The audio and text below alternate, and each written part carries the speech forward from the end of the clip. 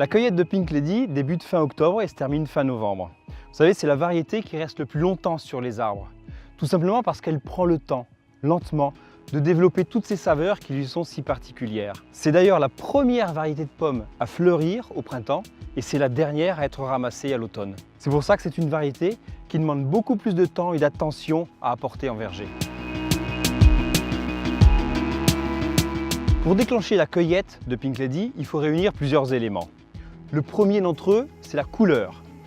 Il faut d'abord un fruit qui soit coloré sur au moins 50% de sa surface et avec une intensité de coloration dans le rose qui soit suffisante. Les autres pommes qui ne sont pas à ce stade attendront le prochain passage dans 10 jours. Il faut également vérifier la maturité physiologique du fruit. Et ça nécessite des analyses qui sont souvent conduites par les techniciens. Ils mesurent la fermeté du fruit, le taux de sucre dans le fruit et également ils vérifient que l'amidon qui est produit par l'arbre pendant la végétation soit suffisamment transformé en sucre. La cueillette se fait exclusivement à la main. Les consignes sont très claires et très strictes aux cueilleurs.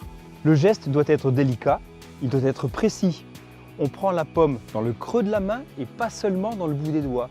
La pomme doit être basculée vers le haut, ce qui permet au pédoncule de se détacher tout doucement de la branche et à la pomme ne pas venir se blesser contre la branche sur laquelle elle était attachée. C'est pour ça que la récolte de cette variété est 15% plus lente que les autres. Une fois qu'elles sont déposées dans les paddocks, les pommes sont transportées en station de conditionnement. Là, elles vont être triées, sélectionnées et emballées. On a une étape de tri afin de n'envoyer sur les étals que les pommes qui correspondent au cahier des charges Pink Lady. Celles qui ne correspondent pas au cahier des charges ne seront pas jetées, mais elles vont être réutilisées. Il n'est pas question de gaspiller.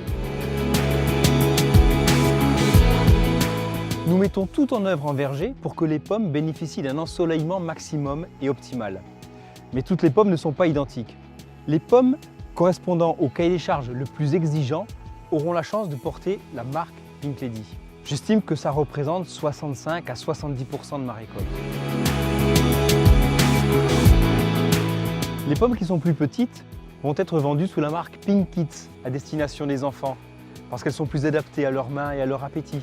Et les pommes qui ont trop de défauts esthétiques, on va les utiliser pour faire des compotes ou des jus de pommes.